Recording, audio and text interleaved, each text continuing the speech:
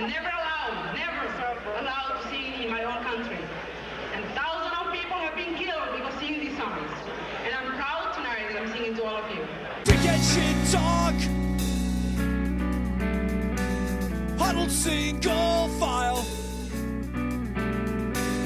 First world fat boys and prairie skinheads who will never walk a mile.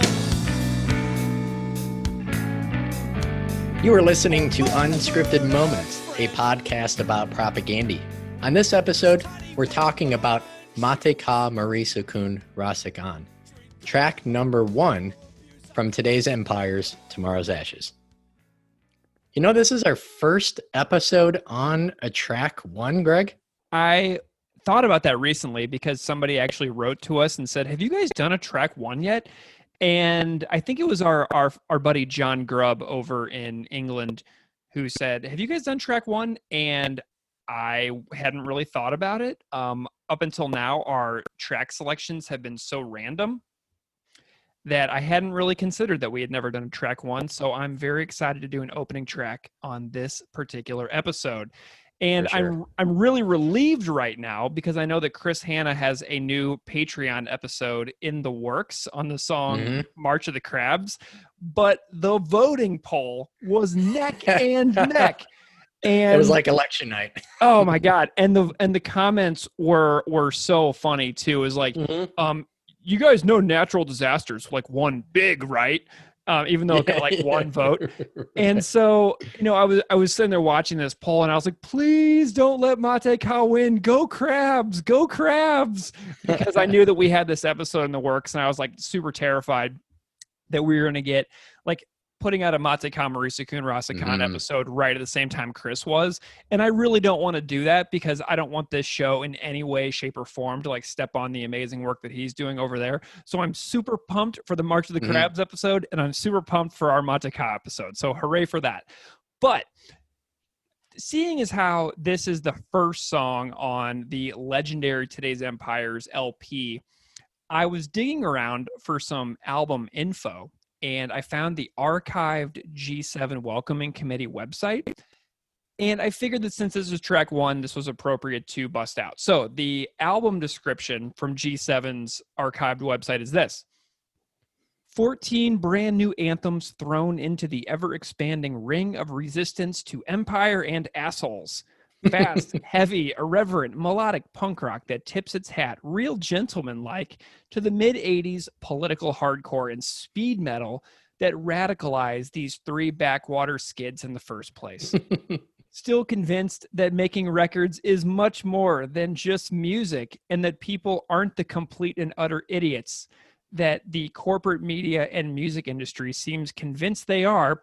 Propaganda brings us a fully interactive multimedia CD-ROM bursting at the seams with an in-depth critical commentary on the foreign and domestic policy of empire, courtesy of William Blum, author of Killing Hope and Rogue State, and Ward Churchill, author of Agents of Repression, Little Matter of Genocide, and the COINTELPRO papers, getting bulldozed by 50,000 watts of unbridled sonic fisticuffs and enriching your understanding of the workings of concentrated economic and political power are not mutually exclusive. Knowledge is power. Arm yourself. And I loved that album description, man. It was so great. I think if most press releases were as interesting and funny, but also thoughtful as that, I'd actually finish reading them. Well, I just read the entire thing. So now it is committed to audio forever. Yeah, so the name of this song means life or death, independence, in a language native to East Timor, Tetum or Tetum. I'm not sure which pronunciation is correct. And there's another slightly different translation I found, live or die, we want independence, in that same language. This was a common protest cry during the independence struggle. And Greg, I know you have some information on the history of colonialism in East Timor. Yeah, so this is a long, drawn-out saga of colonialism and foreign rule. So the history of East Timor which is also known as Timor-Leste or the Democratic Republic of Timor-Leste, is very long and very challenging, and I will boil this down as much as I possibly can. So let's go way back in time.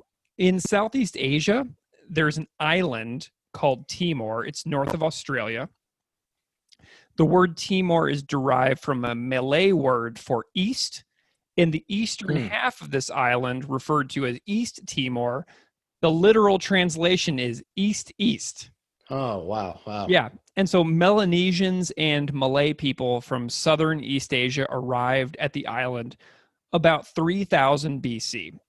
So over the years, Timor became a stopping point for merchants and traders who wanted sandalwood, which was a very desired resource in the island. Portugal arrived in like the 1500s, and the Dutch arrived in 1613. And the island was essentially split in two right down the middle in the 1760s. And the Portuguese took over the east half of the island, and the Dutch took over the west half of the island. And the Treaty of Lisbon in the 1800s ratified that split between the Dutch and the Portuguese. There was a huge worker rebellion in 1911 and 1912 against Portuguese occupation when there were terrible working conditions during resource extractions taking place on the island. And Portugal suppressed the rebellion. In 1942, during World War II, Japan invaded, and 40,000 Timorese died during the fight to keep the island out of Japanese control. And Japan left the island in 1945 for very obvious reasons. A few decades later, in 1975, the Timorese declared independence, but then Indonesia saw this as an opportunity, and under the Suharto regime, invaded in something called Operation Lotus just a few days later, and took over against the wishes of nations around the world. So the Timorese then fought against this occupation for over 20 years. Indonesia withdrew in 1999 under huge international pressure. The Indonesians were responsible for upwards of, over 100,000 East Timorese deaths with killing and famine. And Indonesia still controls the western half of the island to this day. But the violence that occurred in the 1970s through 1990s, there were many massacres, especially in the capital city of Dili. And I know that we're going to get into this later, but the Santa Cruz massacre in 1991 was a rallying point for independence. There were 250 unarmed civilians were slaughtered in a graveyard in Dili. Plans were floated in 1999 to give East Timor special status apart from Indonesia, but still remain a part of it. Sort of like how like Macau or Hong Kong sit with their relations to China. Yeah, like autonomous regions. Yeah, exactly. So among those in attendance who survived the Santa Cruz massacre is Bela Gallos, who Mataka is based on. So there were anti-independence movements and violence that led to tons more deaths. There were pro-Indonesia militias who were formed and supported by the military. And there was tremendous fear on both sides, it seemed, from people who were both pro-autonomy of Indonesia and pro-East Timorese independence. And there's also a short 1999 documentary called East Timor's Terrifying Battle for Independence, which interviews people on both sides during the conflict that engulfed the island. But 2001 saw the first East Timorese democratic elections and full independence in May of 2002. A Truth and Reconciliation investigation after the war found 102,000 deaths related to the Indonesian invasion and occupation from 74 to 99.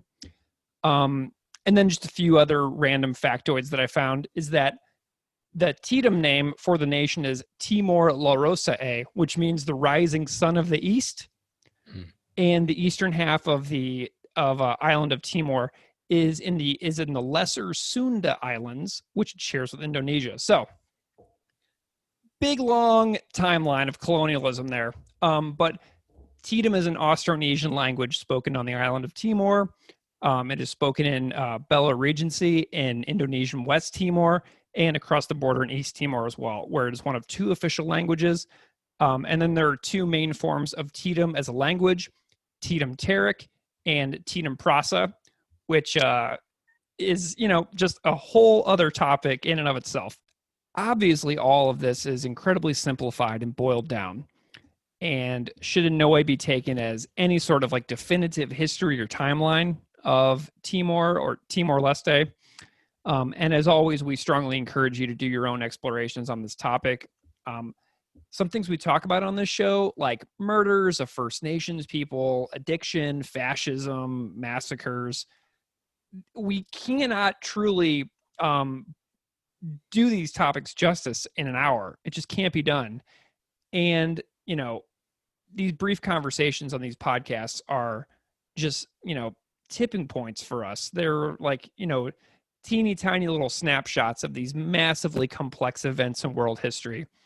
So I don't know about you, Keith, but this episode has been very daunting to me for a long time because I know I could read about this for months and still not feel ready to record an episode about this song.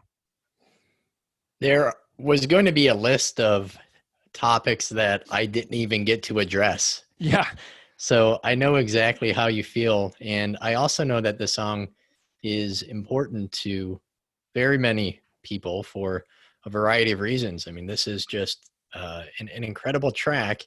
And there's a weight in discussing the history and the lyrics here that maybe some of the other recent songs we've discussed, it's different. If that weight was still there, this definitely feels different. But I'm eager and ready to see what you have to say and to hear what you found, looking up some information to help us break this down. So, Greg, tell us about the guest for today.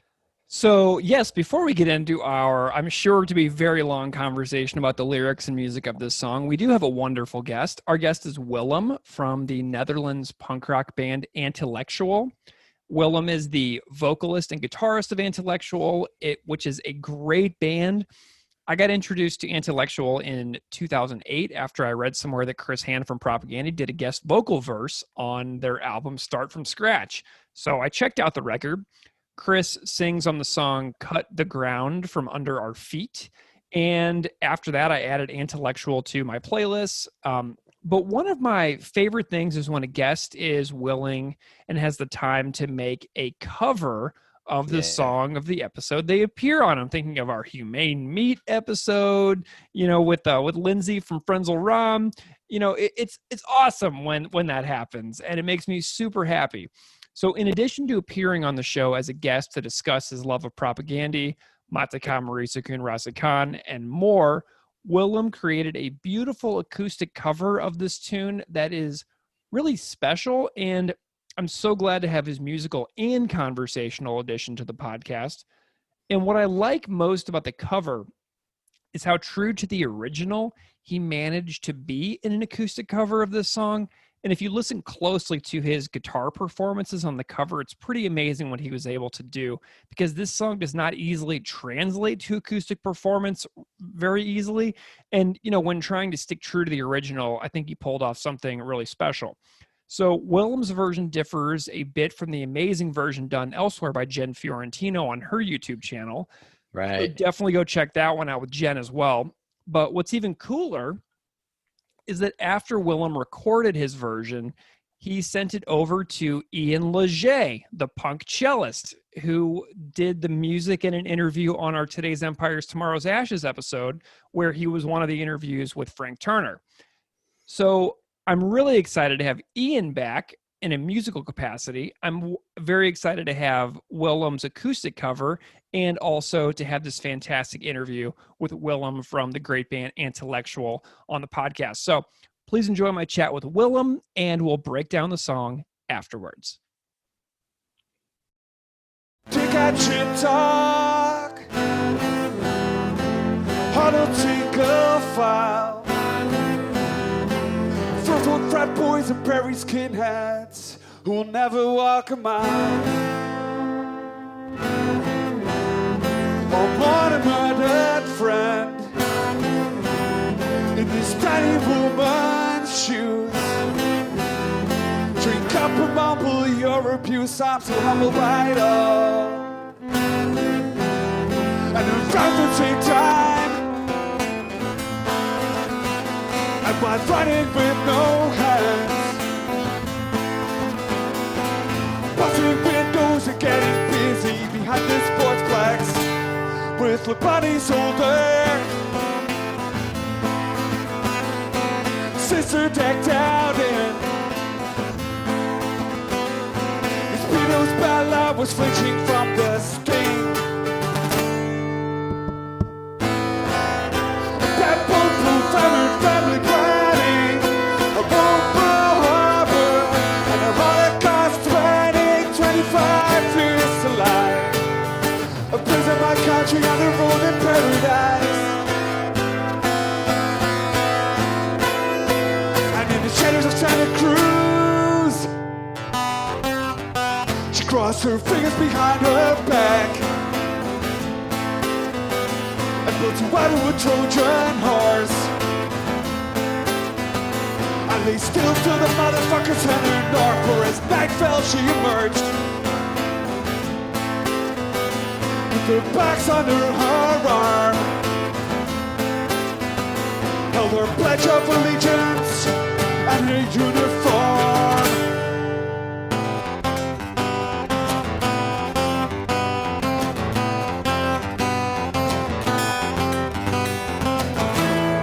And she lit it at the gates of the general's embassy, and her whisper echoed into dawn as she disappeared.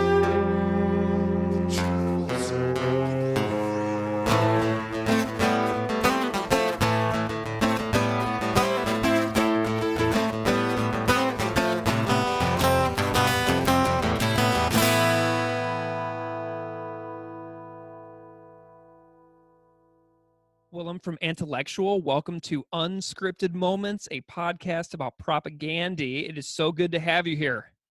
Thanks for having me. Yeah, I'm glad to be a part of the show today. Can you just briefly introduce yourself for the audience in case they don't already know who you are? What do you do? Yeah, my name is Willem. I play in a Dutch punk rock band called Antillectual. We started officially with the first show in 2001, but we started touring and releasing music in 2005. And we've released 5 albums since then and toured, a lot of places. We've been to North America, South America, Russia, Japan, Europe, obviously. We're quite active. And yeah, we people do compare us to propaganda, which I always consider a big compliment, even though it doesn't do justice to propaganda. It's always nice when people do describe us that way. So that's who I am. I play guitar and I sing and I write most of the music and the lyrics for the band. Awesome. And I know that you have a recent record out that people in North America might have known, Bird Attack Records, yeah?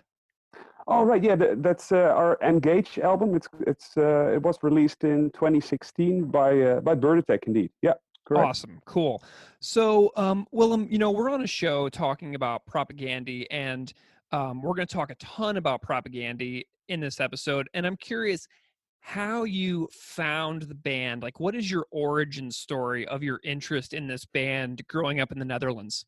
I think the first time I really heard the band was 1997 or so, maybe 96, 98, but around that time. And I think it was a friend of mine who popped in a tape back in the day, and he said, "This is propaganda, you should check this out." And I do remember the very first time I heard it, I wasn't too excited because I I think I had been into, bands like Face to Face and, some more gateway bands and who didn't sound as aggressive, as snotty as Propaganda did at that time. So the first time I heard them, it was How to Clean Everything, I think. I wasn't immediately a fan, but after some time I got a tape from another friend who put on How to Clean Everything on one side, and I think 10 Foot Poles Unleashed was on the other side.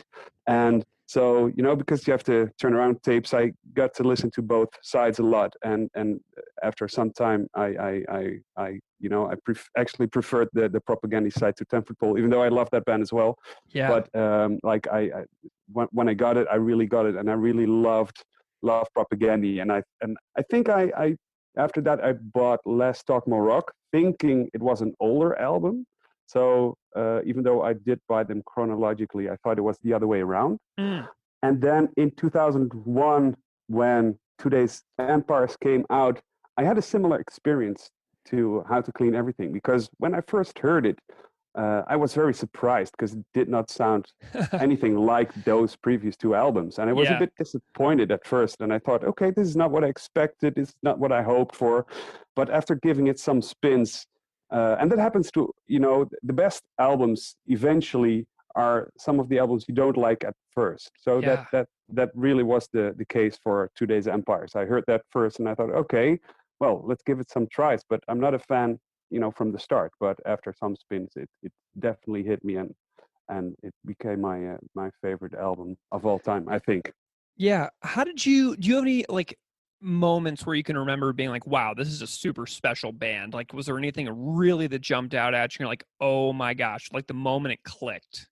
I'm not sure if there was do you remember where you were when that or this happened? But I think they were the first band to, and especially with those first two albums, that sang about stuff other bands didn't sing about, or at least not that directly. And I'm not a native English speaker, so it's when you listen to foreign bands, it's like English class as well. You have to look up the words, what they are singing about, or what the lyrics are about.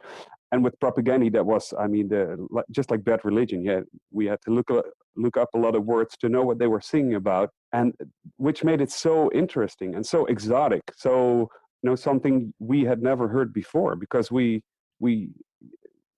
got to know a lot of bands through skate videos and stuff like that.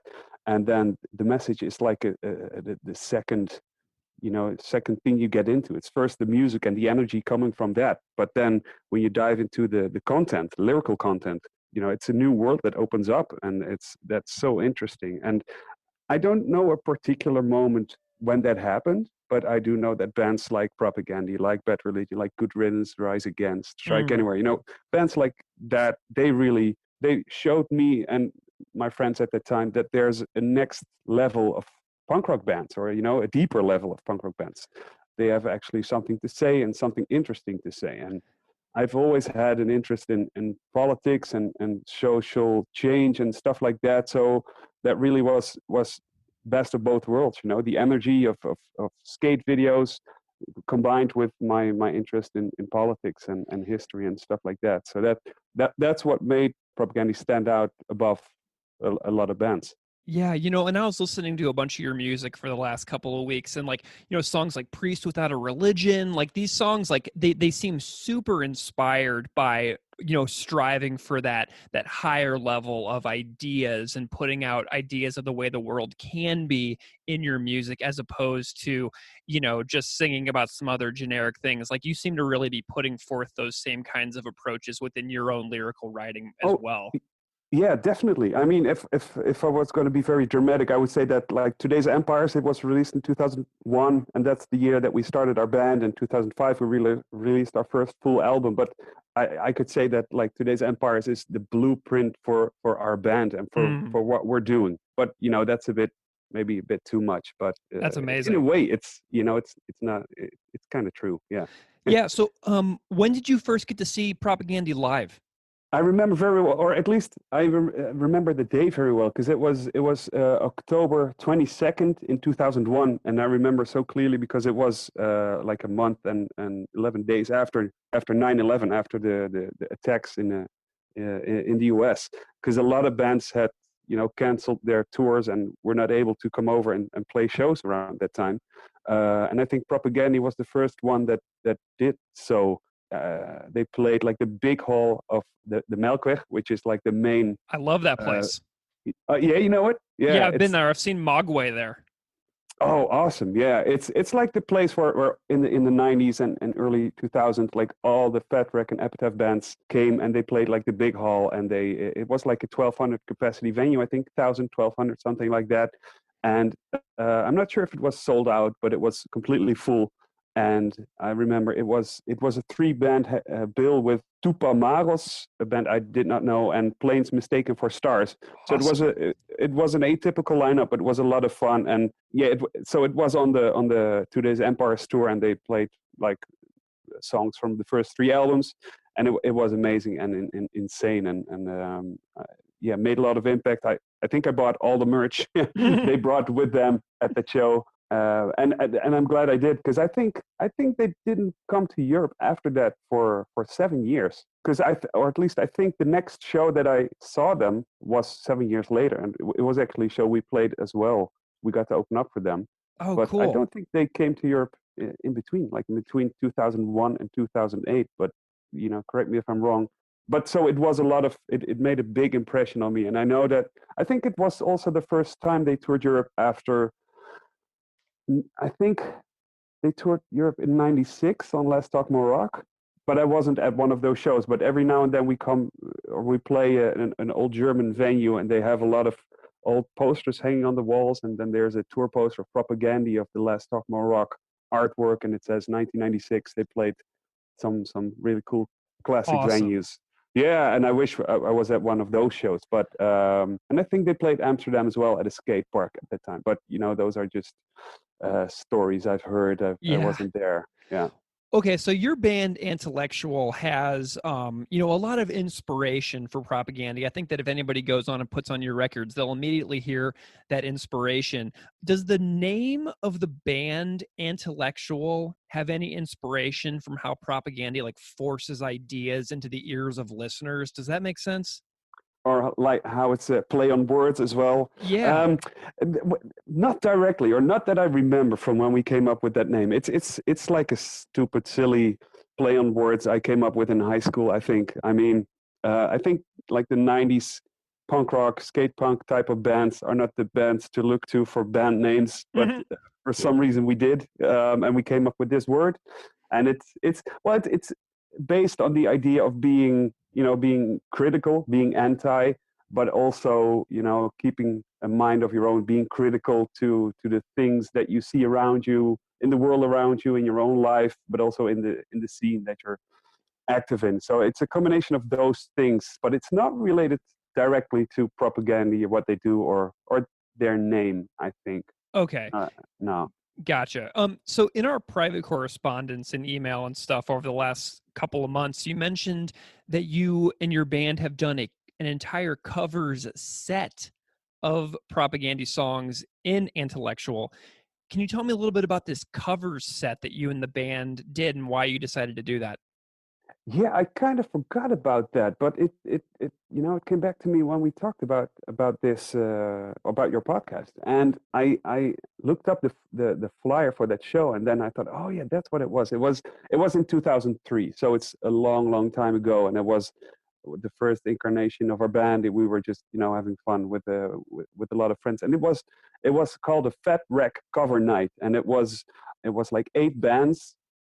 Playing cover sets of their favorite band. So it was like there were bands doing NoFX, Lagwagon, Rise Against, and Me First, and we were doing Propaganda, and it was like we butchered songs off their first 3 albums, and we played heavily simplified versions of those songs, and I think we did like 7 or 8 songs, like 25-30 minutes maybe, but yeah, it wasn't that serious. It was a lot of fun, I do remember, but it was very hard because yeah, it was an advanced type of guitar playing I had to do, and I do remember it was very challenging, and I think I'm glad there's no audio recordings of that show, but then again, maybe for private, listening, I would have loved to listen to it. Yeah, some But yeah, nostalgia.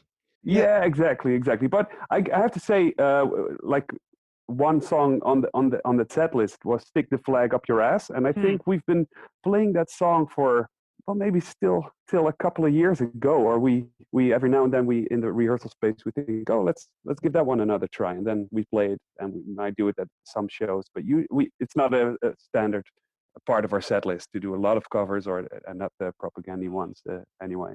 Yeah. But it was a lot of fun, and I said it was part of a big festival, and with our friends doing, our favorite band, and Vetrek had such a great lineup, especially at that time. So it made perfect sense to join that and be part of that. That's awesome. Well, I know you've also collaborated with Propagandy in a few ways over the years. I know you've toured with them. I know you've played with them. Can you tell me a little bit about what stands out to you about your tour and show experiences with Propagandy? What stands out to you? Yeah, I think like the first show we did together was, as I said, that was the first time they came back after 2001, and it was in 2008, and I think they toured on Potemkin City Limits, and they did one show in the Benelux, so we actually played with them in Belgium, and it was like a dream come true. We got to play Belgium, and we got to play with Propagandy, and it was only the second time I saw them, and the first time we got to play with them. So that was incredible, and they were still a three-piece, and we are a three-piece. So I mean, it was we were so excited to be able to do that. After that, I think the first show we got to play together was not just a show, but we got asked by their tour booker at that time, or by the band. I don't know how it exactly happened. I never dared to ask, but we got asked to join them for a European tour in 2013. So we got to join them on the bus and drive through Europe with them for Wow. I think 2 weeks, and it started in Scandinavia. So we played Sweden, Norway, and then went down to Germany and did France and Italy, and we ended up at Punk Rock Holiday in Slovenia. So just doing a tour like that was amazing. Doing a tour like that with Propagandy was again a dream come true, like bucket list material, like on top, like number one. And then we got to do it on a nightliner on a bus. I don't know. I know that in the US it's not that common to tour in a bus that you can also sleep on, but here in Europe it's quite common for bigger bands, but not for bands like us. So we were, that we were able to do that was like icing on the cake. It was that was really incredible that we could do that, and it also meant that we were how do you say it? We would sleep at the same place. We would be in the bus all the time. So it was a really intense experience. Not, when you're one band and you're on the same bus the whole time, that's very intense. But when you're two bands who don't know each other really, that's very intense as well. So I really tried to keep some distance and give people privacy and stuff like that. But it was a lot of fun, and I hold really great memories. And by coincidence, I think someone posted like a flashback of a photo report someone did of that tour, and it was so much fun to look back at those pictures and those times, and really good memories of that tour, and being able to see Propagandy play every night and open up for them and play to their audience. That was I can't say anything else than a dream come true, and something that meant a lot to our band and us individually as well. Was David the Beeve was the Beeve in the band in 2013 when you toured together?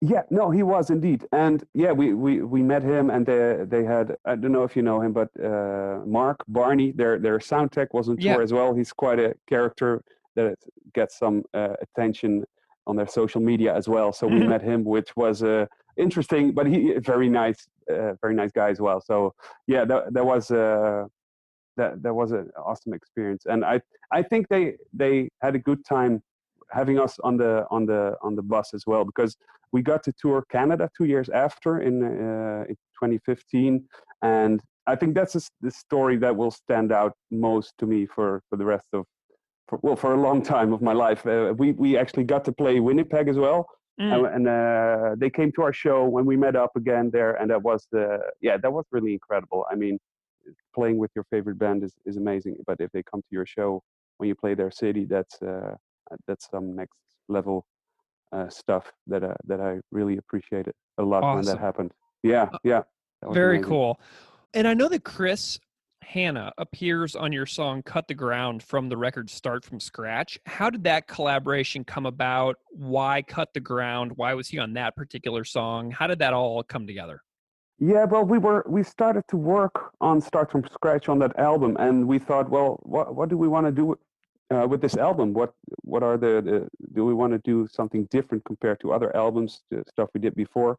And we thought, yeah, we should ask like someone to do guest vocals. So yeah, that could really add some extra value to the album. And we thought, well, let's aim high. Let's go to the person we would love to have most on the album. So we collectively thought of Chris Hanna to ask him. And since we had played a show together 2 years before that, we thought, well, maybe he remembers us, maybe he knows who we are, and maybe can get him to do it. Because I also heard or knew that he had like a studio in his basement, or at least a rehearsal space, or that he recorded some stuff there before. So I thought, well, if it doesn't involve a lot of extra costs or hassle, maybe he's willing to do that. And so I just sent him an email, and quite quick after that, he sent me an email saying that he was willing to give it a try, even though he also said, I have to warn you, I've done this before for other bands, but they were heavily disappointed. So beware and behold for the result that I will send you soon. But yeah, no, then like a week later, he sent the vocal lines, and it was incredible hearing his, because I recorded the demo vocals, so I already knew what it was going to sound like a bit, but then to hear him sing our song and our lyrics over our music, that was out of this world to hear that. So that was incredible. And why we picked that song, I think, like I sent him the lyrics and the music, and I said, well, I hope you can, I hope you can agree to sing these kind of lyrics, because they're about skateboarding and about companies like Nike being involved in skateboarding and underground culture and alternative sports. And I knew that he wasn't into skating or skateboarding, anything like that. But so I checked with him if he was okay to sing that, and he said, well, yeah, indeed, I'm not into skating at all, but I would love to be a part of that song, and I like the tune, so let's do it. And I think we picked it because it was the fastest song on the album, and the song that mostly, or that would fit his style and his voice best. I think that's why we picked that song. Awesome. And also because it's a bridge that he does, so it's a part on its own, but it's not a lot like a whole song or a bigger part. Like it's something else that gives him like really his own part of the song. So I thought that would work out well with a guest vocalist and with his voice in particular. Did that record Start from Scratch? Did that come out on vinyl anywhere? Yeah, it did. I'm not sure what US label released it, because I'm sure it was released in the US. I know that we still have copies. I mean, we have a web shop, so cool. And if people want it, they can order it. Yeah, we can definitely help you out if people want to hear it. It's on Bandcamp, it's on Spotify, it's everywhere as well. I mean, if you just want to hear it, you can check it out. Yeah, for sure. Well, I'm just thinking about adding it to my own vinyl collection. Oh yeah, sure. No, we'll make that work. Awesome, cool. For sure. So, Willem, whenever I reached out to you about this project, the scope of this show is that for every episode, we talk about a different song. And I was asking you to list some of your favorite songs and to talk about the one that intrigues you the most amidst Propaganda's catalog. And the first and foremost song that you chose is Mateka Moris Ukun Rasik, track 1 from Today's Empires, Tomorrow's Ashes. So first and foremost, thank you for taking the time to contribute an acoustic cover of the song, which preceded your interview here in this episode, which everybody heard before they heard us talking. Why did you pick this track as like your main song that you loved so much out of all the songs that Propaganda has done? Yeah, it was such a difficult decision. Yeah, no, and it was hilarious watching you try to wrestle with it. It was great times. Yeah, I know. I think I've sent over every track from that album. Should I do this one or do that one? Maybe this one works better. I don't know. But I knew it had to be a song of Today's Empires because that's the album that I think influenced me most, influenced our band most, and I think is I know that you've been talking about eras of propaganda. Like with every switching band member, they started a new era. But I think that when John K. Sampson left the band and Todd Kowalski joined, I think that's the biggest break in style and in the type of band they were and became. Because it's not just that John, his songs are really particular and you could identify them very clearly, and the same goes for Todd, his songs, and they're sort of different compared to John's songs. But I also think that also Chris's songwriting really changed over, from those two, from Let's Talk More to Today's Empires. And I think they've called themselves progressive thrash or something like that. But I think Today's Empires really shows that shift in style and shows that best. And I think there's before Today's Empires and after Today's Empire. So I really wanted to pick a song from that album, and I really love Purina Hall of Fame. And if if you have to play one song to anyone that doesn't know Propaganda, I'm sure it would be Back to the Motor League to get them into the band. And I love the title track as well. But I think the song that had the biggest impression on me is the first song, because it's the first song on the album, and because it's a great track. I mean, it starts with the intro quote by Bella Gallos, and then it starts off really quietly, or at least really easily, and then kicks in, and I think it feels like the fastest song they ever played. It starts off with that, and it's so full of energy, and yeah, I think that really. As said, like the first time I heard the album, I wasn't too impressed with it. But in hindsight, I cannot really comprehend how how I had to get used to the new style. Because it's definitely my favorite album of all time, and the song really kicks it off so well. So yeah, it's as said, I think this album is like kind of a blueprint for our band or for the type of music we want to make. And yeah, and I don't know, maybe the theme of the song is not, how do you say it, the most relatable, or the most how do you say that, it's impressing or influencing, like you stopped eating meat after nailing the car to the wall or stuff like that. But yeah, nonetheless, I think this is one of their best songs. Yeah, well, what's really interesting, what you just said, is like, it's not about things like, giving up eating meat, but it's like forcing you to see the vastness, the hugeness of the world, and to seek to become a more global person by understanding the challenges that people face all over the planet. So, I mean, here we have this song, it's about East Timor in a lot of ways. And I had never heard of that region of the world in 2001 when this record came out. You know what I mean? It forced me to learn about a new place on the planet that I had never considered once.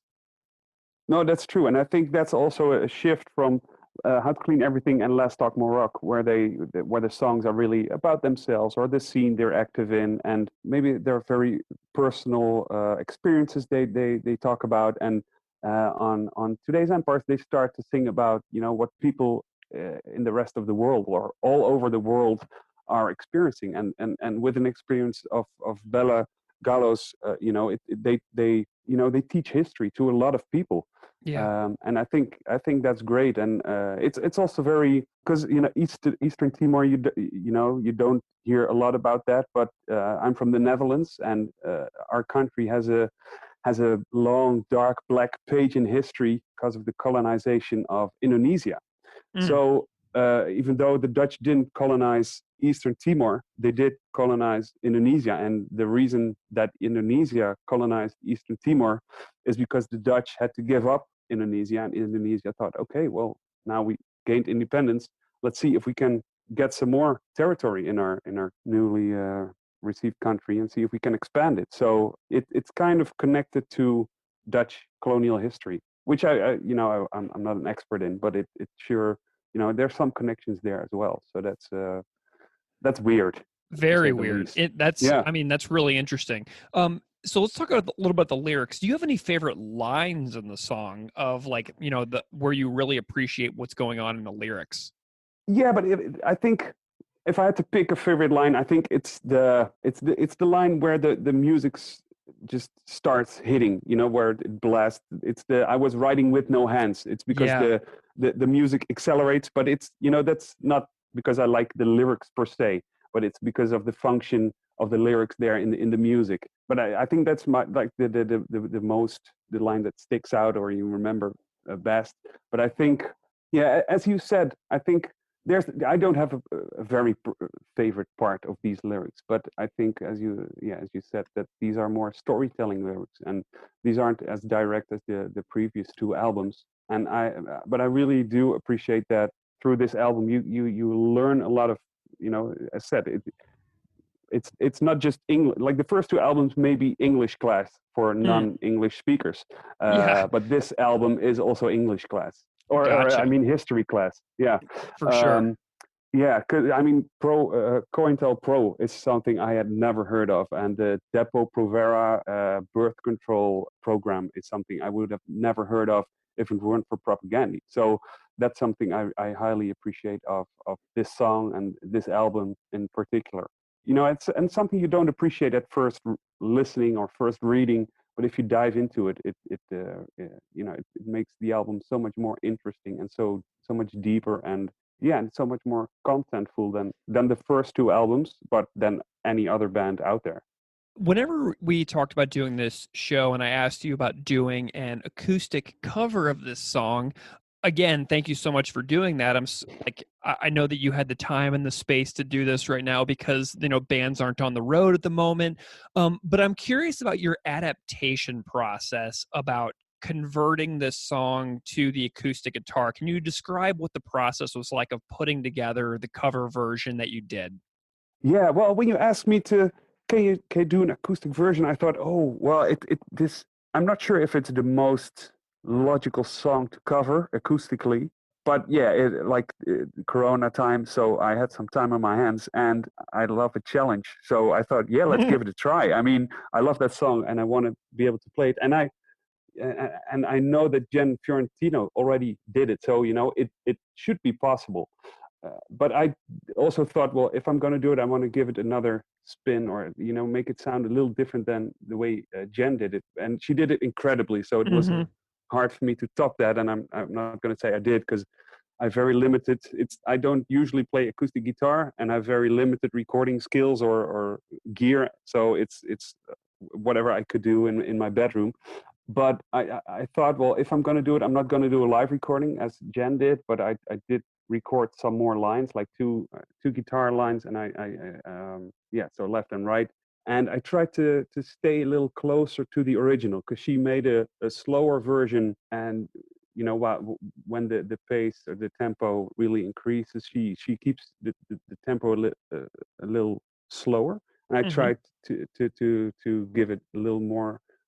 I'm not going to say energy, but see if I could keep a little more of the original tempo in there, and I hope that worked a bit. And and doing so, I tried to keep the original guitar parts the way Chris plays them. I tried to recreate them on acoustic guitar, which is quite difficult, but I hope it worked out a bit. Were there any parts of the song that were like particularly challenging whenever you were learning to do it? Oh yeah, well, you have especially the instrumental breaks because they change in measure as well. Like the whole song is 4/4, but the instrumental breaks, they're 3/4. So you have to change the pace, the tempo, and it sounds incredible on the album, but it never made sense to me until I started counting those parts. And then, not until then, only then I found out that it's 3/4 instead of 4/4. So that really took me some time to figure that out and get that, and to play that acoustically as well, because it's a bit faster. It was a lot of fun to find that out and to play that and to record that and to also to translate it from electric to acoustic and from drum beats and emphasis to recreate that on an acoustic guitar, which was difficult. But I said I hope it works out. Awesome. Well, Willem, I'm so delighted by your participation, to talk about Mateka, but also to, push your own understanding of this song, by diving a little bit into the Dutch colonial history behind it and its connection there, but also learning it and seeing new things within the music that you hadn't noticed before. That is so, so cool. Can you tell the listeners where they can find you and your band if they want to know more about your work? Oh yeah, of course. Like we're pretty much everywhere where you would want to look for a band. We're on Spotify, we're on Bandcamp, YouTube, and also social media like Facebook and Instagram. But if you want to reach out personally or get some merchandise or sign up for our newsletter, which we also have, you can do all that on our website, and that's at antillectual.com. So yeah, hope to see you at one of those maybe.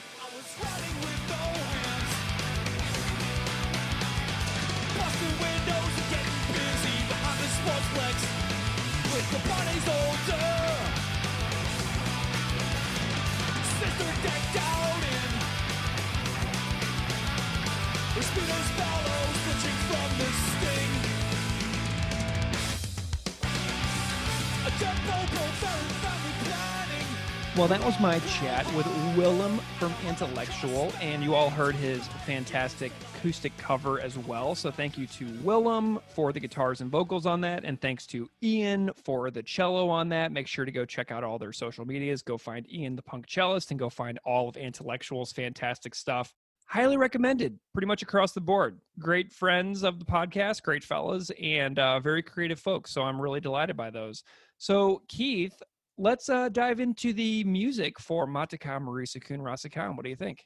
Yeah, I would like to start with the music. And Greg, we addressed some of the band's grievances with today's Empires, particularly Chris's maybe distaste for the guitar tones and the drums, which he talks about in far more articulate detail on his Patreon episode for Purina Hall of Fame. But I think the clean intro, the clean guitar in the intro stands out to me so much. I mean, although this album is frenetic, I can't help but kind of wish that those calm moments popped up a little bit more on this release. The amazing opening riff. It's really incredible to me that if you consider the spoken word intro of the Bella Gallos speech, and then you consider the slow guitar intro, dickhead shit talk, the album doesn't really kick in to full gear until after the 1 minute mark because of the intro speech and the long 30+ second intro where it's just Chris and his guitar with like the other two guys kind of like filling in the gaps underneath the vocals.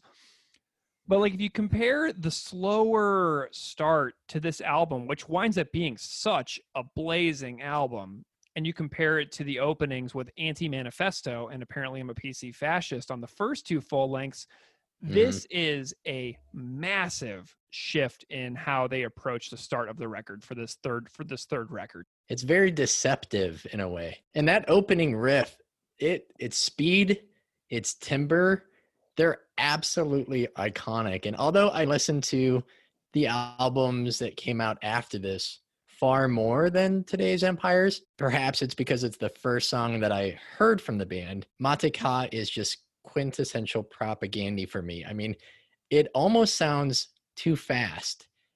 Sometimes I get this feeling, it's kind of like if you try listening to a podcast or an audiobook at like 1 1/5 times speed and it sounds a little unnatural. It is that fast. Yeah, and what's really amazing is, I've seen a bunch of live performance videos of this song on YouTube, one in Leeds, one in Sydney that are recorded really, really well. I think everybody's probably seen both of those at this point. One is the Mosh Cam set, and the other one is the Leeds set made by, I think it was Newspeak Productions. I can't remember, but yes. Anyway, yeah, is that right? Okay. What's so funny about this is we have another interview recorded with a different guest who we haven't announced yet. We haven't put out that episode, but it's somebody who used to work at, who's like has worked at Fat Records in the past.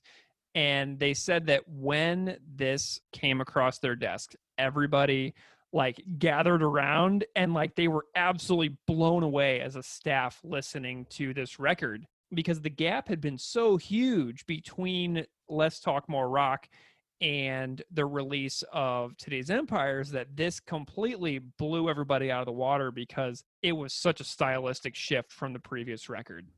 It transitions from that blazing main riff to sort of an abrasive guitar lead that follows Depo-Provera family, that part, while still maintaining speed, injecting the song with this eerie and uncomfortable quality that I think reminds the listeners it's not just about entertainment, right? This isn't just about listening to a band. This is really about something bigger. Mm-hmm. Yeah. When I first heard this, I was completely blown away by the drum performance on this song as well. So we can keep talking about the guitars, but I want to mix in a little bit of drums too. The drums underneath the intro riff are so cool. Like it's difficult for me to capture why I think it's so cool, but the way they perfectly follow the lyrics underneath "or mourn a murdered friend in this tiny woman's shoes," it's like da da da do to do ba ba do ba do. He's got this rhythm going to where he's playing what Chris is singing. Other lines like give the drums and vocals almost a rhythm section feel. Like normally the drums and the bass are the rhythm section, but the vocals over the drums in this Propagandhi song is such a unique aspect of the performance. Just listen to Jord play when Chris sings "Drink up and mumble your abuse, I'm still humbled by it all." Jord plays that on his drums. It's ridiculous. It's crazy how Jord is like singing the vocals through the drum set. Or mourn a murdered friend in this tiny woman's shoes. Drink up and mumble your abuse, I'm still humbled by it. Perfectly underneath what Chris is singing. It's nuts. And like the drum transition after flinching from the sting on drums just shows how Jord is like the bridge between the parts so much for this band. And you mentioned the Depo-Provera family planning part. Her own Pearl Harbor, Holocaust spanning 25 years of life is like an amazing preview. So what Jord's playing on that Depo-Provera family planning part, and like just after it, it's like an amazing preview for drum sounds that would appear later on songs like Tertium Non Datur. He's got the really super fast part, but then Jord does this like slower, almost like, you know, this chugging underbeat where that kind of drives songs like the speed of Tertium Non Datur, but we kind of see that from Jord on this song as well in the slower part. It's just wild, man. Yeah, and related to my favorite thing that Jord does on this song, the guitar lick under or just after the Shadow Santa Cruz, that part, when I heard that the first time, I knew, Greg, I was going to be in for the long haul with this band. Yeah. There's that just super fast picking, and it doesn't even give me goosebumps. It honestly gives me butterflies every time I hear that riff. And then when it's played for an extended several measures later on toward the end of the song, and Jord's drumming there that accompanies that riff, there's like those massive splashes. There's like those unexpected lightning fills. It's incredible. I mean, it transforms a song that sounds like the lug nuts spinning loose on the car, just careening out of control, into a clearly audible control and precision and technicality, while not jeopardizing, you know, emotion or humane quality for the sake of sounding extreme or fast for fast sake. It's masterful. Yeah, well, and this is also the first like full length with Todd on bass, and Todd really just blows it out of the water on this, like on this song too. There's like this amazing little bass fill transition back into the fast riff after the Shadow of Santa Cruz, and then Todd goes on this little run, and I was like, oh yeah, and it just absolutely was fantastic. And, you know, the vocal performance on this song, so Chris is totally an instrument as well, but this solidifies the new era of Chris to me. Like I went back and listened to some tunes from Less Talk More Rock today to compare his vocal delivery on this sound on Empires. Even in the Less Talk More Rock album, which is a far cleaner vocal approach to compared to How to Clean Everything. Oh, for sure. I can still hear the old Chris in Yeah. Less Talk More Rock. Like it's the same guy. You know what I mean? I thought they had got a different singer. Exactly. Like when I went back and I bought, right. Yeah. It's like it is a new guy. You know what I mean? And so like 5 years between records there. I mean, it's a different guy. It's a different sound. It's a different band. It's a different bass player. It's a different feel. And I don't know, man, this was like the craziest musical transition I've ever seen a band that I really love undergo within one record, except for maybe Saves the Day or something like that. You know what I mean? Right. Yeah. But this is a change that was for me undeniably for the better. And I listened to this thing constantly. Yeah. I'm going to jump back to Todd. He adds so much depth to the music here. He accentuates the melodies. He accentuates the momentum, but also like the heartbreak and the urgency in both the music and the lyrics. I also think he adds much needed warmth, given the fact that the guitar tones are a little shrill and a little two dimensional. But it kind of, I say that as a critique over time, once I've gotten the other albums and have listened to them all comparatively. While I love Chris's vocal style from Empires on, I noticed this week watching some of the videos that you already mentioned in Australia and then in the UK, those live performances, he imparts a little bit more emotion. I mean, just check out the version in Leeds posted by the YouTube channel. You said Productions Newspeak, and it was posted in 2010. When Chris sings, "I'm still humbled by it all," there's just this beautiful tenderness in the inflection of his voice. And I think he clearly means those words, perhaps even more so when he first wrote them. Yeah, and I love the differences in the way that he sings. There's little parts where he sings them slightly differently on the live version, probably because it's easier to sing with what he's playing on the guitar. But he's like, "But the whisper echoes into dawn as it disappear."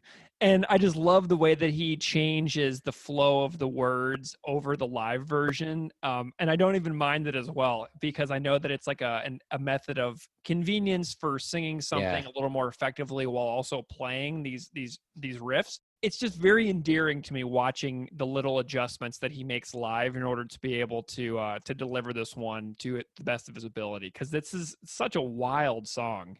It's hard for me to sum up what I think about the music, really. So I found 2 older reviews with these real quick tidbits encapsulate what I think about this song and this album. So there's a Sputnik music review from 2005, and it said, "The album as a whole is very fast, very pissed, and just flat out vicious. Yeah. The tone of the record is far angrier, frustrated, and has lost much of the sarcastic humor the band had been known for. But luckily, all that was left was the venom, which is quite potent." And another review from Punk News, written and posted in 2001, states, "Faster, heavier, smarter, plus hours of socio-political reading and multimedia from some of the most dissenting bastards on the continent. Why won't it let me post 6 stars?" Yeah.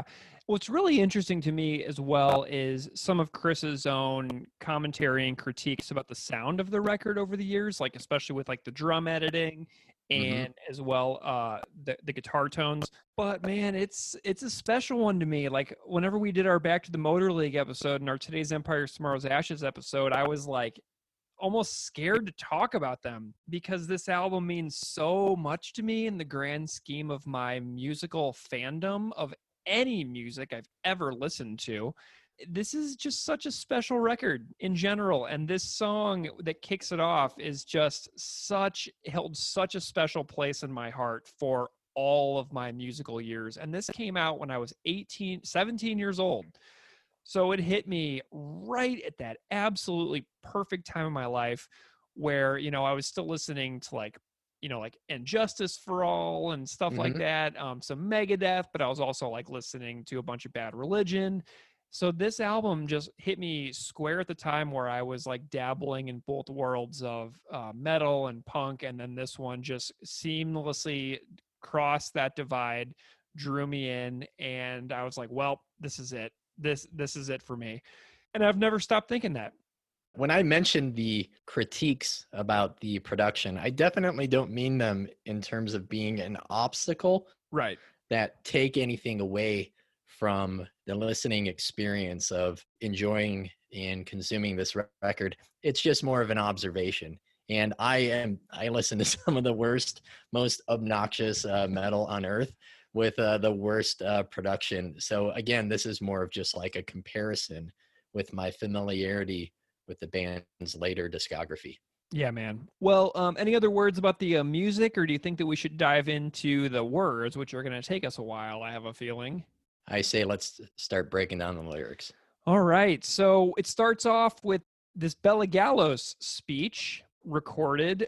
Tell me what your thoughts are on the intro section where it is a speech with a lively and noisy crowd.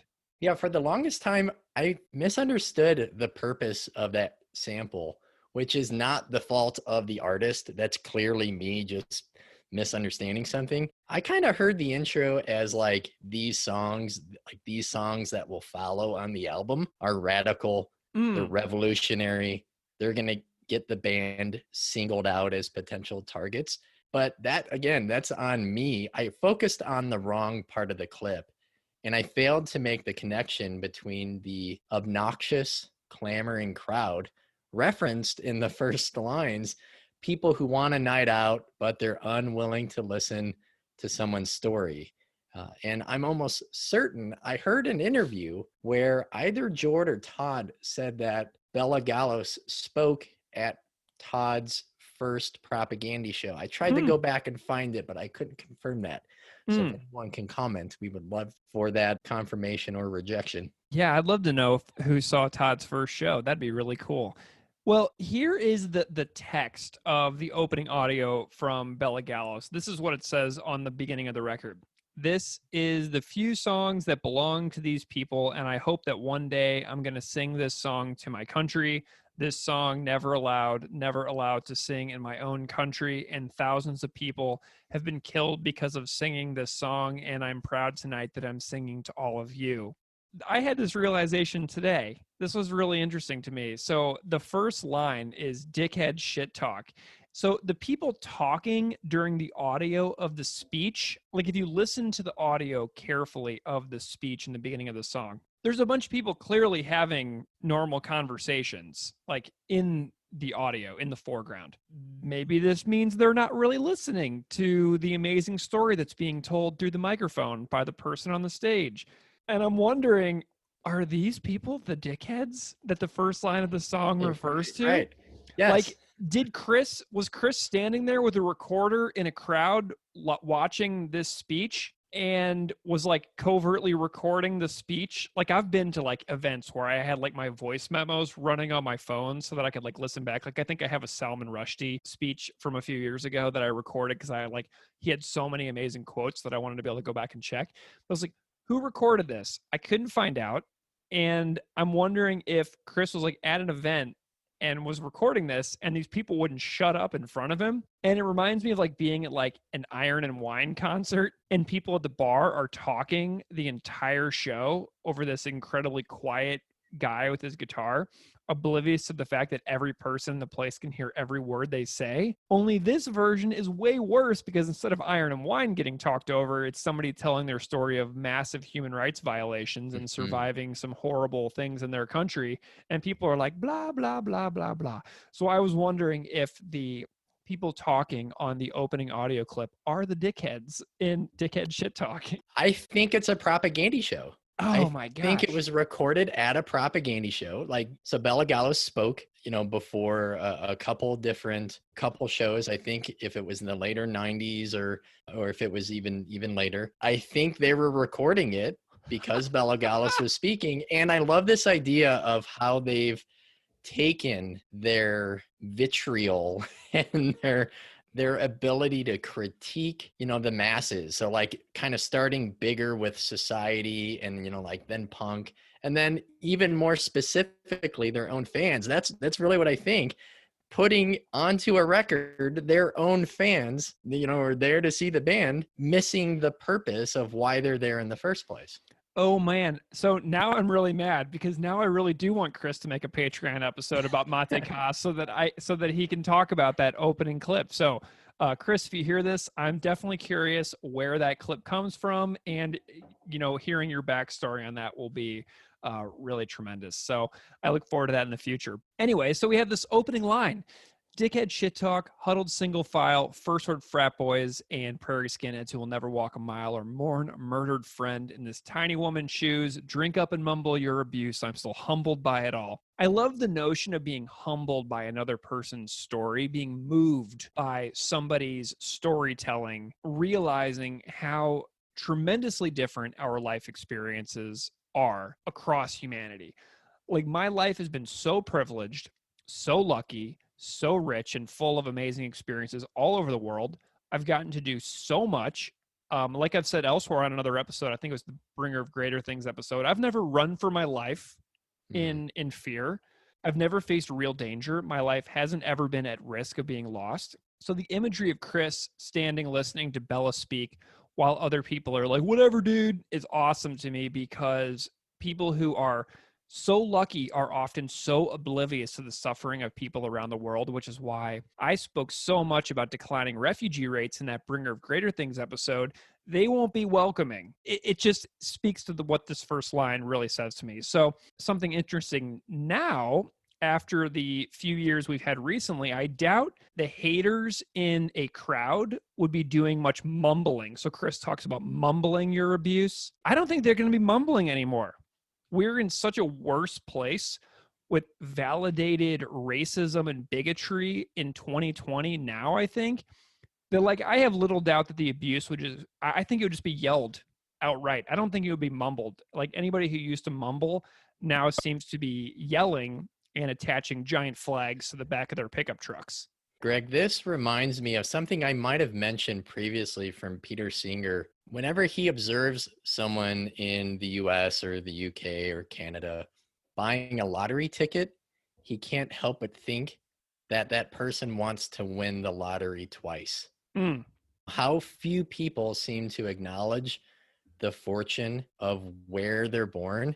And if they are aware of it, how few actually do something with it. And I definitely mean myself included, but that's just an incredible line. Like, drink up and mumble your abuse. Like, I think this is kind of drawing a line in the sand, no longer wanting to maybe turn away, alienate the listeners, that, the people who show up to party and stage dive, those people who reduce radical music and movements to a scene, but just not understanding them and therefore just ignoring them. How he's talking about the audiences here is so different. Yeah. And then we have the next line in the song. Around the same time, I was riding with no hands, busting windows, and getting busy behind the sportsplex with Labani's older sister decked out in her Speedos, while Bella was flinching from the sting of a Depo-Proveran family planning.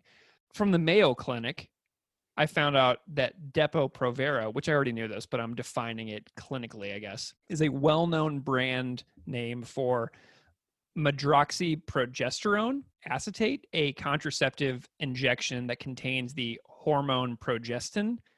Depo-Provera is given as an injection every 3 months, and Depo-Provera typically suppresses ovulation, keeping ovaries from releasing an egg, and it also thickens cervical mucus to keep sperm from reaching the egg. So now I just said the word Depo-Provera like 3 times, and I just realized how challenging it is to say. So good on Chris for putting such a hard word to even say, let alone sing, into one of the band's most well-known songs. But I was thinking a little bit about this timeline that Chris mentions in this, because for the longest time I was like, Labani's sister, Sportsplex? What the heck is he talking about? I found out that Bella Gallos was born in 1972. And was injected with Depo-Provera at age 13. And I think Chris might be 1 to 2 years older than Bella, but I know they're extremely close in age. So Chris may have been 15 when Bella was getting injected against her will with a birth control drug, and it's a startling comparison. Yeah. And the comparisons and contrasts we make with our life compared to someone else's life is truly astounding. Like, while Chris was 15 and goofing off with his pals and hooking up with Labani's sister, Bella was getting forced sterilized by a Western-backed invading military. And so that's really startling. You know, Chris is like playing hockey and like going to the arena and like hanging out and like riding his bike and like throwing his hands in the air like, woo, look at me. While this other person on the other side of the world who lives under military occupation by an invading country's military force is being lined up in a classroom being shot up with birth control drugs when she's like 13 years old. Side note, I wonder how Labani's older sister feels about being mentioned in the lyrics of this song. And if that is a real example, I would wager a lot of people in the world know who she is. So I'm wondering if Labani's sister is like, oh God, I can't believe I'm in that song. But at first I thought he was saying LaPlante's older sister. And I was thinking about, the LaPlante song or LaPlante song from the Where Quantity is Job Number One compilation, where they did the revised version with the, hey, Jord, how's it going? Chicken fight. And I was like, oh, I wonder if it's LaPlante from the LaPlante song fame, but apparently it's Labante's older sister. So I'm wondering if it's the same guy and the name was changed. Ooh, intrigue and scandal. Greg, I never really made a connection between this song and some of the themes in Dark Matters until this week. I mean, if you think about it, it's kind of very similar, but just on a global scale. You know, how drastically different lives could be, in this case, by sheer dint of birthplace. So how many things they have in common, their age, for example. Yeah. But how disparate those lived experiences were.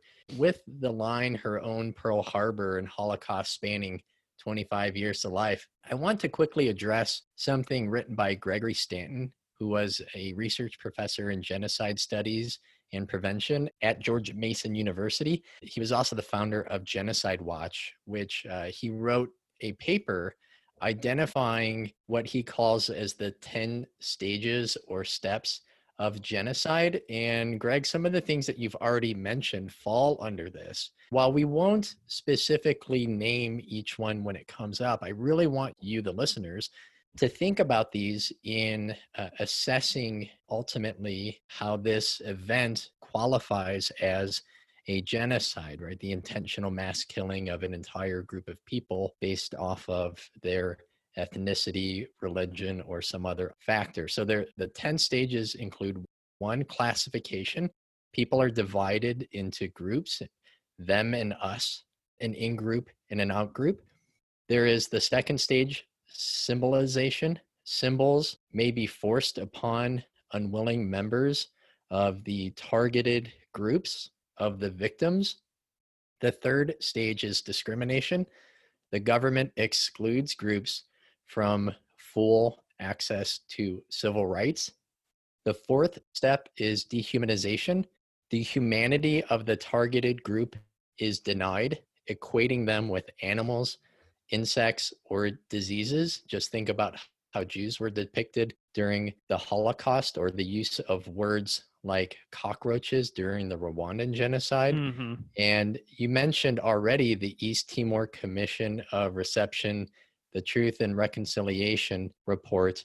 It concluded that sexual violations were used as a tool of terror and degradation, involving practices such as forcing prisoners to walk long distances in East Timor through communities while naked, public rape, and multiple instances of rape and torture in military posts. And the purpose was also to humiliate and dehumanize the East Timorese people. It was an attempt to destroy their will to resist, to reinforce the reality that they were utterly powerless and subject to the cruel and inhumane whims of those who controlled the situation with guns. Mm. The fifth stage is organization. Special military units or militias are trained and armed. That leads to 6, polarization. The in-group broadcasts polarizing propaganda and misinformation about the out-group or the target group. The 7th stage is preparation. Mass killing is planned and victims are targeted due to ethnicity or due to religion. The 8th is persecution.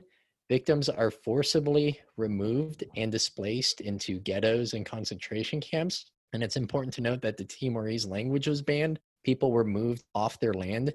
Indonesians moved into those communities to dilute the population of the East Timorese.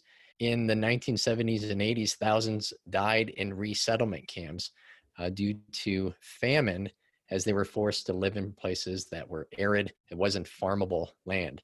The 9th stage is extermination. It is extermination to the killers because they do not believe their victims to be fully human.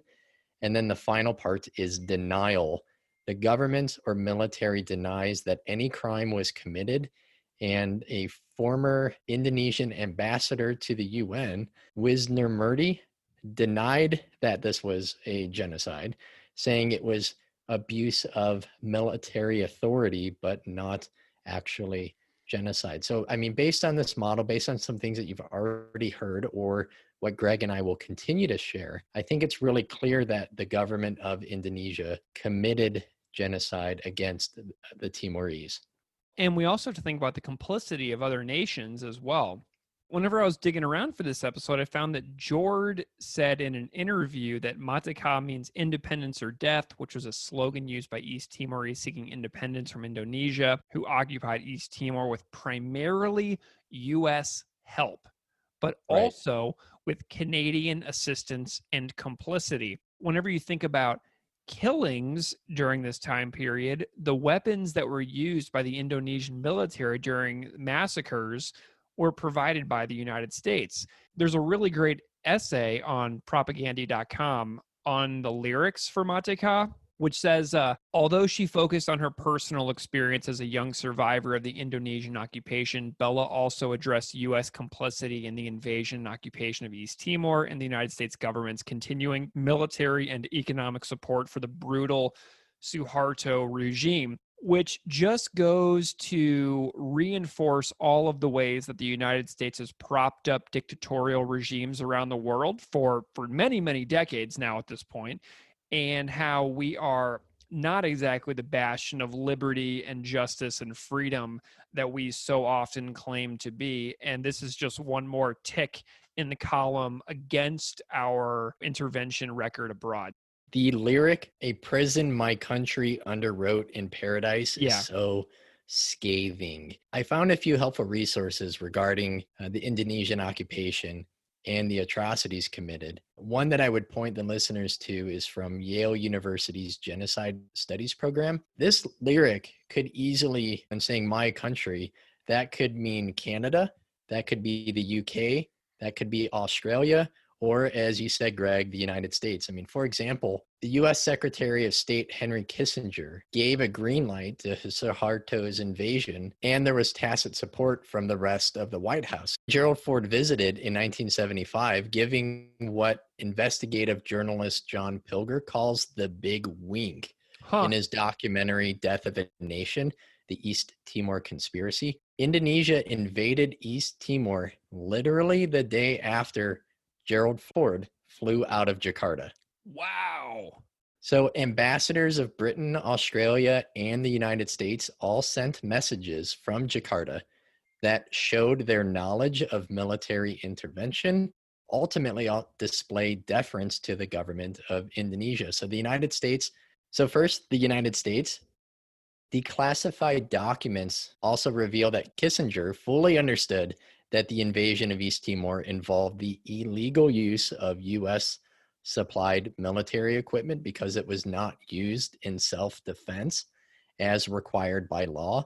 And in January of 1976, the American ambassador to the UN, Daniel Moynihan, sent a secret cable to Kissinger, updating him on his success of blocking UN action. And he said, Department of State desired that the United Nations prove utterly ineffective. This task was given to me, and I carried it through with no inconsiderable success. So Indonesia was a major site of U.S. energy and raw materials investment and an important petroleum exporter. It's also strategically located near vital shipping lanes. Nixon had even called Indonesia the greatest prize in Southeast Asia. So couple that with Cold War politics, as there was false propaganda coming from Suharto in Jakarta claiming that the East Timorese were communists. Moving on to Australia, despite being promised aid and support for assisting the Australians and the Allies during World War II, Australia saw Indonesia as a powerful ally to the North and refused to intervene, and didn't do so until later on in the 90s. And as you mentioned already, with the sale of military material, Great Britain sold Hawk aircrafts, missiles, helicopters, frigates, armored vehicles, and military communication technology, all to Indonesia. While courting the government in Jakarta, Margaret Thatcher received an award from the Suharto regime. Jeez, man. Saying, "I am proud to be one of you." And back home, British politicians supported the sale of this material, saying it would create jobs. This is my favorite thing about doing this show with you, Keith, is that each of us go away for a week and we do all of our reading and we find everything that we want to talk about. And then I didn't know any of that. I've been looking at this topic now for the last 3 weeks off and on. I didn't know any of those things that you just said. The big wink with Ford, that's heavy stuff, man. Should we get into the Santa Cruz line within the song? Yeah, what did you find out about Santa Cruz? So check this out. As everybody knows, the lyric is, "And in the shadows of Santa Cruz, she crossed her fingers behind her back." So in late October 1991, Indonesian troops found a group of resistance members who wanted independence for East Timor, and they found them in a church in Dili, the capital of Timor-Leste. So a confrontation broke out, leaving a pro-integration activist and a pro-independence activist dead. Sebastião Gomes was a supporter of independence for East Timor, who was taken out of the church and shot by Indonesian troops. And integration activist Afonso Henriques was stabbed and killed during the fight as well. The Santa Cruz massacre, so in the shadows of Santa Cruz, in the song, is about this massacre that occurred. And it was also called the Dili Massacre, but this was a shooting of around 250 East Timorese pro-independence demonstrators in the Santa Cruz Cemetery in the capital city of Dili on the 12th of November in 1991. During the Indonesian occupation of East Timor, is part of the East Timorese genocide that we've been talking about. So the pro-independence protesters were memorializing Gomez, who was killed when the violence occurred, and the march was organized by Bela Gallos's uncle, Constancio Pinto. And I love the imagery of Bela Gallos crossing her fingers behind her back because, and this is from Propaganda's website, in the aftermath of the massacre, which Bella survived, she joined the Indonesian Military Youth Corps to mask her involvement in the pro-independence demonstration. Pro-independence demonstrators were basically looked for, hunted down. And so she goes and says, I want to join the Indonesian Military Youth Corps. And they're like, oh, what a patriot. So for 3 years after the massacre, the Indonesian authorities trained her to fight against her own people. So she was when she took basically the oath or whatever, it was crossing your fingers to say that you're I'm telling a lie right now, but you cross your fingers behind your back and you take your oath, but you're not telling the truth. During this time, Bella used her army salary to help the resistance movement. That's awesome. I know. Man. Something else that I discovered, and I know that you found this too, was that Amy Goodman from Democracy Now! Was at the Santa Cruz massacre and recorded the whole thing, which is super intense because Goodman was beaten and her colleague Alan Nairn got a fractured skull while protecting Amy Goodman from getting beaten by the Indonesian military at the Santa Cruz massacre. this is a really pivotal moment because, like other government crackdowns and crimes against humanity and genocides, there was this stifling media blackout amidst Indonesia's occupation. I have to say, Greg, I'm humbled by the resolve and the courage of those who brought word to the outside world. I learned about these two nuns in Portugal who received a letter that was smuggled out of East Timor, written by a priest describing attacks by land, sea, and air, stating, "Terror and arbitrary imprisonment is our daily bread." And then related to the mass, the killing of Sebastião Gomez that you mentioned. So there's this Catholic mass and rally planned. There was a 2-kilometer march between the church and the graveyard where he was interned. And according to the British journalist Max Stahl, who was present and filmed the rally and the subsequent massacre, he said everyone knew the military would respond to the rally with an attack. They just didn't know what exactly they would do or when. So as the Timorese marchers left the church, they removed their t-shirts to reveal that underneath they had on different t-shirts with banners of the Fretland Independence Movement, the pro-independence government. They marched right past the military, staring at them, who had never seen such outward display of resistance. So in filming this, Max Stahl, his footage, helped disprove the rhetoric coming from Suharto that the older Timorese populations wanted independence, but the younger generations actually supported cultural and political assimilation. So the military watched like mouths agape, astonished at this act. As it began, Max Stahl turned on his camera and started filming again. These attacks against unarmed citizens, crowds shot at point blank range without provocation and without a warning from the soldiers themselves. He eventually hid in a cemetery behind a tombstone as the military deployed bayonets, stabbing the injured civilians who had fallen to the ground. And Max remembered as he hid, he saw next to him and he filmed him, a young man aiding another severely wounded marcher who was shot in the chest or stomach, cradling this mortally wounded boy, staring at the soldiers, despite having the chance to escape. And he didn't even know the person. That is power. That is heroism, that he was willing to die before he would sacrifice his humanity and convictions. And that's courage that I will never know and understand. Never. So Max hid the footage in a recently dug grave because he knew it would be confiscated and he could possibly be killed. And there were other journalists who tried to raise the alarm in hopes of inspiring Western countries to intervene. One example was Greg Shackleton, who was hung by his feet and castrated. Max Stahl retrieved the footage immediately after he was released following his arrest. He smuggled it out of the country within days of the Santa Cruz massacre. All of this bringing international focus to the violence and struggle for independence in East Timor.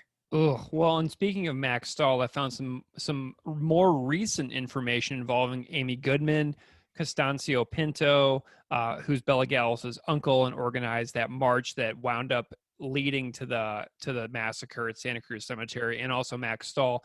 So on the 25th anniversary of the massacre, which was 4 years ago, because it's been 29 years since this happened, I found that Amy Goodman interviewed Constancio Pinto, the lead organizer of the pro-independence march, who is also a Timor-Leste government minister and former ambassador to the U.S., Canada, and Mexico for Timor-Leste. And this is what Constancio Pinto had to say 4 years ago. Well, the Santa Cruz massacre for us is a national day. It's a turning point for the struggle of Timor-Leste pursuing independence. It took so long, over 20 years, to get the world to know the suffering that we have endured during the Indonesian occupation. And therefore, we honor this day, the 25th anniversary of the massacre, where 270 lives were taken by the Indonesian army in a cold-blooded way. We continue to do this in order to keep the flame of our spirit, nationalism, and patriotic sentiment among the young people, because the young people, sometimes they think that independence was a gift given by the Indonesians. So we have to tell them, maintain this spirit that the independence was a process and it took a long time. And many of our family, our Timorese citizens, lost their life for that, for this independence. And of course, we continue to celebrate this also in honor of the contribution of the international community, especially the journalists, people like yourself, Amy Goodman, Max Stahl, and others, because you were the people who, although Timor-Leste was difficult to get into, you managed to go to Timor and cover the stories and then publish it abroad. Without you, I think the world may have not yet known what's happened in Timor-Leste. The independence of Timor-Leste may also be delayed. So that's why we continue to do this. And for us, 25 years is an important day for us, 25 years. So that reinforces the importance of everything that Max Stahl managed to do. And also Amy Goodman and Alan Nairn, who were there on that day to get that footage. I mean, it's truly incredible. And if I remember correctly, he still lives in Dili, and he oversees an archive of footage and photographs to commemorate the genocide there. Wow. Well, and then we have the next lyric, which is built Suharto a Trojan horse. And a name that really hasn't come up for me yet much in this conversation is President Suharto, who was in control of Indonesia during this time period. He was also a military general in Indonesia before he was president. He was president for 31 years, from 1967 to 1998.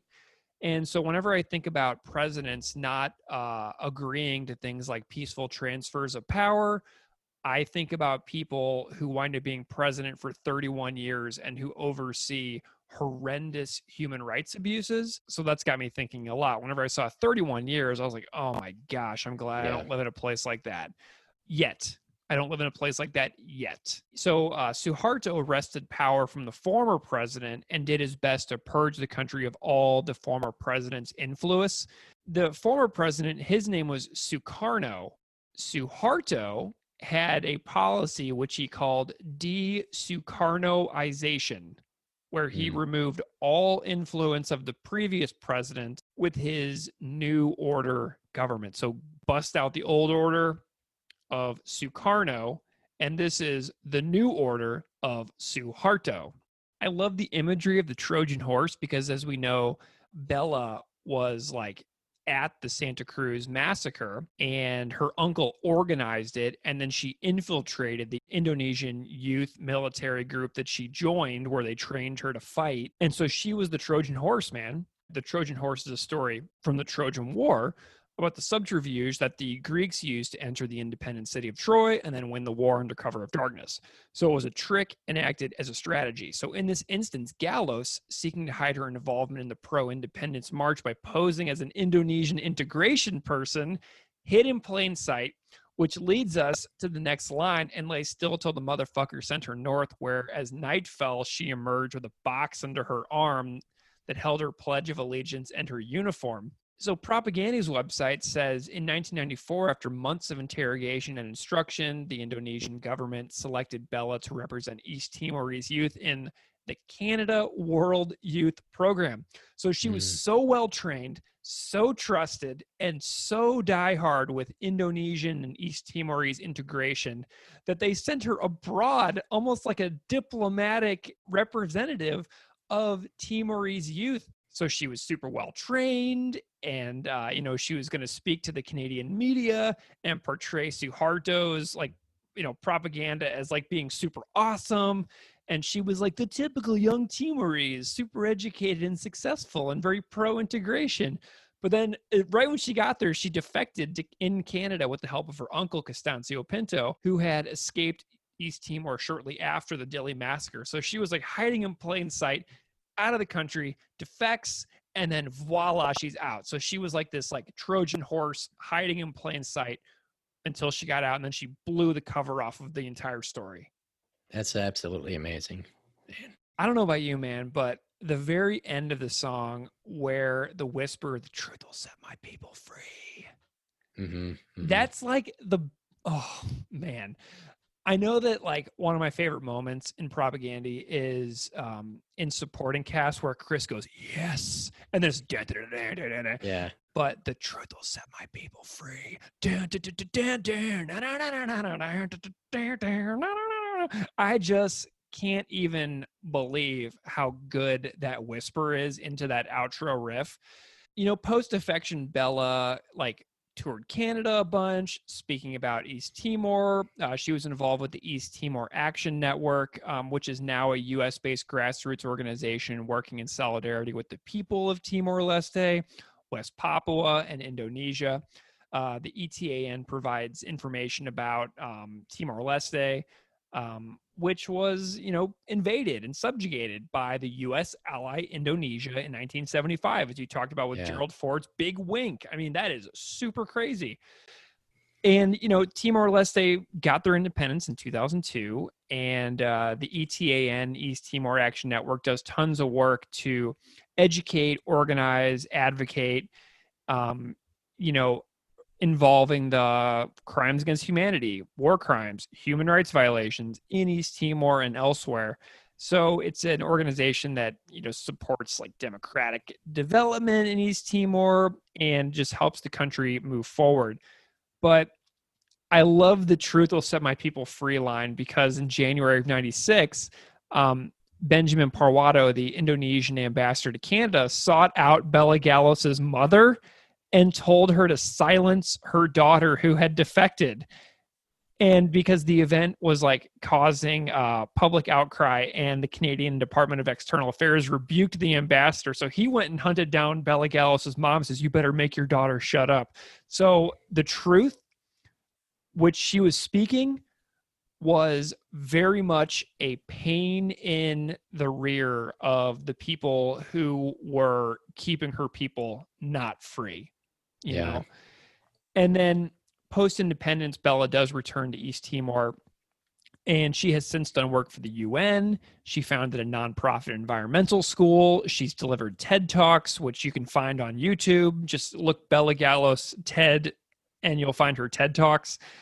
And she's also a very well-known LGBTQIA+ activist in Timor-Leste to this day. So it appears that her work over the years has made a huge difference, and her truth has had a role in setting her people free. So it's pretty amazing. And those dickheads didn't listen to what she had to say. No, they were shit talking, man. Didn't you see they had to do their shit talking? So Greg, what's a teachable moment that you could take away from Mateka? So to me, this song looks inward. Chris is looking inward at the privilege of his own life. He's contemplating his fortunate life. But the song also totally rips musically. He's asking his audience to listen up, to consider their own station in the world, the experiences they have had or have not had, and why those experiences or inexperiences matter. And he pushes for all of us to look at how our countries behave abroad that help or hinder human rights for all. Something that stands out to me is in my classroom in the past, I've had my students do human rights violations research essays. And a lot of my 15 and 16-year-old students didn't even know that human rights violations take place in the world every day. It's somewhere in the world, human rights violations are taking place, like literally right this second. And my students were blown away that human rights abuses are so prevalent and ongoing and seemingly unsolvable. But, you know, Bella's story keeps me thinking and keeps my mind free while also helping to do a bit to get freedom for her country. I mean, it's an incredible story. It's a truly incredible song, a truly incredible story, and an absolutely pivotal sound shift for Propaganda's musical trajectory. So I'm thinking about a lot, but I can't really boil it down because there's too much happening in this song too much history, too much violence, too many messages, too many ongoing geopolitical events over the course of the world, too many governments involved. It's too big. It's too big, and it's totally overwhelming. So my teachable moment is to not let the overwhelming nature of this overwhelm me into doing nothing ever. Because you look at something like this, and you're like, that's so big, it's so terrifying. And so my teachable moment is to not be completely overwhelmed and overrun by it. Yeah, Greg, this song makes me question the unmitigated power of the U.S. military. What good is having a defense budget greater than the next 10 countries combined if we aren't willing to protect human life? And this song makes me question our own penchant for romanticizing independence, liberty, and freedom. Words that I think become hollow amidst U.S. indifference or complicity. I mean, what good is our prattling on about self-determination and sovereignty if we are aiding the oppressors or we are the oppressors ourselves? This song makes me question the selectivity of power, where we intervene globally and where we don't, and how that map aligns with our political and economic interests. The song makes me question the post-Holocaust chant of never again, and how little that phrase means to the slaughtered masses in Darfur, Rwanda, Cambodia, Myanmar, and Sinjar, and untold other locations. So, Greg, you gave a ton of information about Bela Gallos, but this song also makes me think about Abel Gutierrez, a refugee who escaped East Timor. He drove buses in Australia while organizing for his friends and family back home. He was later sent to study in Oxford by former East Timor President Jose Ramos Horta, and he later became the East Timor ambassador to Australia. So all of this reminds me that everyone has a backstory, everyone has something to teach, and to listen to the people I encounter, because I never know when I might be meeting the other Bela Galloses of the world. Yeah, well, we found some YouTube comments as well. Some of my favorites are, I urge every fan of this song to research East Timor, and I can attest that it is a limitless amount that you can read on this country and the story of the country. Another one says, when I was 17, I joined the Marine Corps to fight for freedom and safety of my country. Why do I now feel like it's my own government I should have been taking arms against? Where did we all go so wrong? Did you find any? Yeah, one was from the Sydney Moshcam video you mentioned.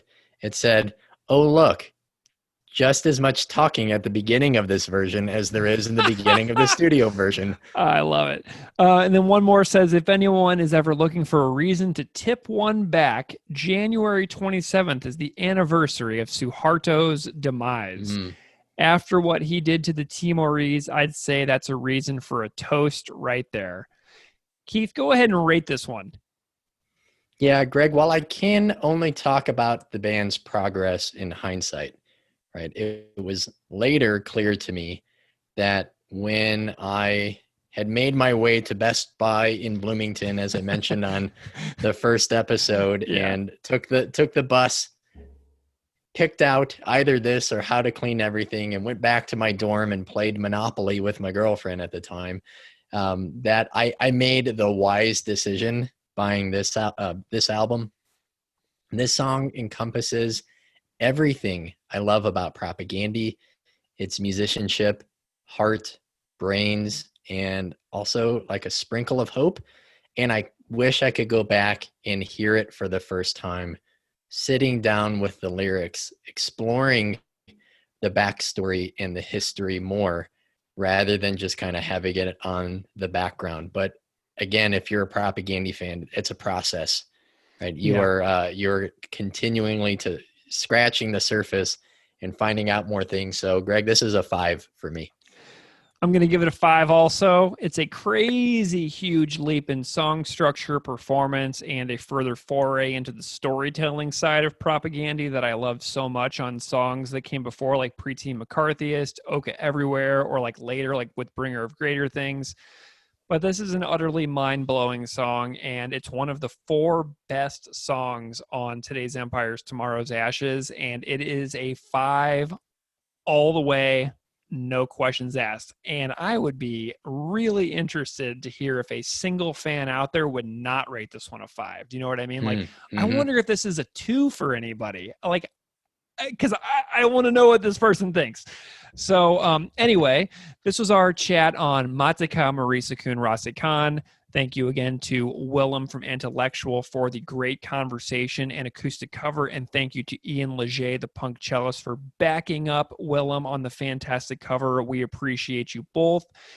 And if you want to find us, you can find us on Twitter and Instagram at Patreon at PropagandaPod is our handle, PropagandaPod on Instagram and Twitter.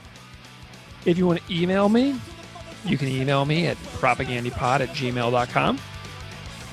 So that is it for this episode, and it's been a big one, so we hope you loved it, and we will be back next time. Take care. And